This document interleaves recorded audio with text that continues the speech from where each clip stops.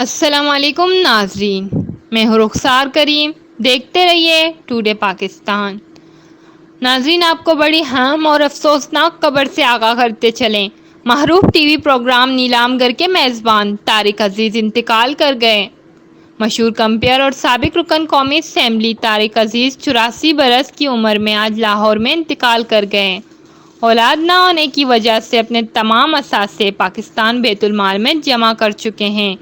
پوری قوم کے لیے بہت ہی افسوسناک خبر ہے۔ نیلام گر کے میزبان اور پاکستان ٹیلی ویژن کے پہلے کمپیئر طارق عزیز خالق حقیقی سے جا ملے۔ السلام علیکم۔ پاکستان ٹیلی ویژن سروس کی جانب سے طارق عزیز آپ سے مخاطب ہے۔ خواتین و حضرات، آج جمعرات ہے اور نومبر کی 26 تاریخ۔ آج کا یادگار دن پاکستان میں ٹیلی ویژن کے حوالے سے ایک تاریخ ساز دن ہے۔